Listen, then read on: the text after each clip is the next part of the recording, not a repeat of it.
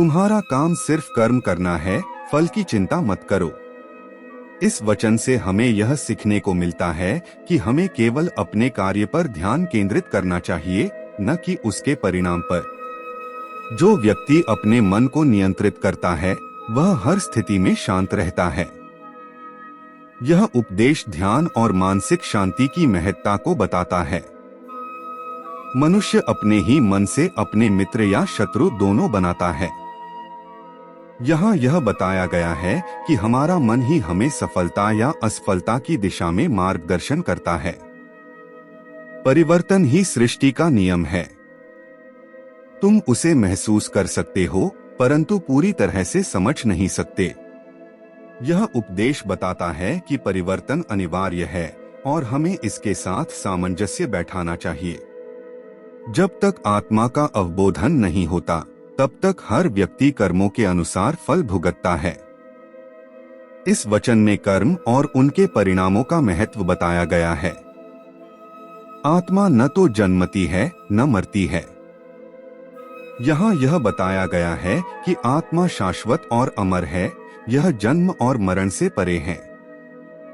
ये उपदेश जीवन में शांति, उद्देश्य और सही मार्ग पर चलने के लिए मार्गदर्शन प्रदान करते हैं।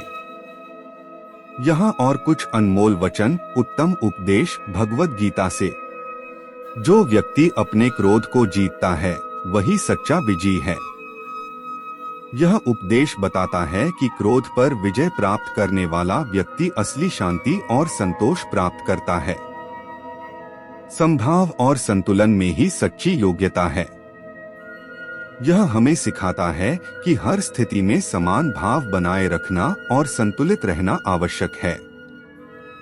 जो अपने कर्मों को भगवान के समर्पण में करता है वह कभी भी अधूरा नहीं रहता।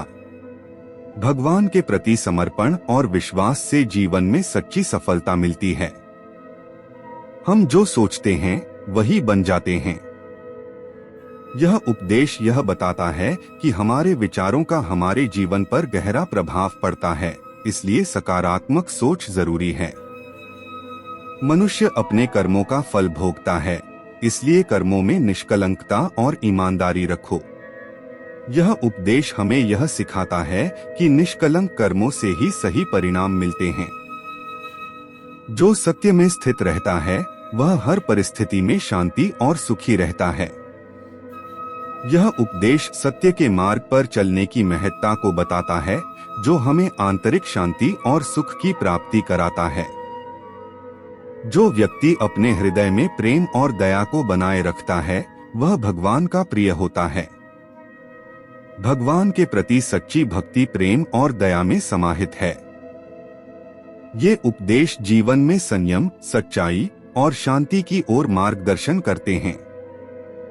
जैसे मनुष्य शरीर में केवल एक शरीर के रूप में रहता है, वैसे ही आत्मा सभी शरीरों में निवास करती है।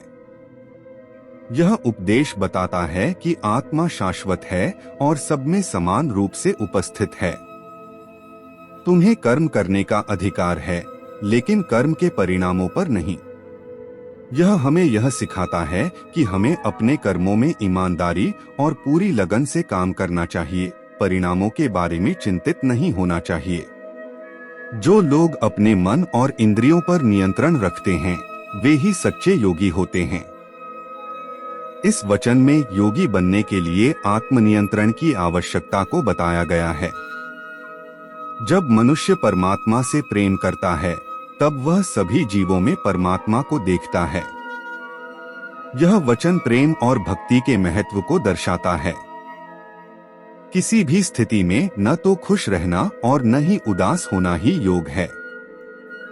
यह उपदेश मानसिक संतुलन और संभाव बनाए रखने की बात करता है।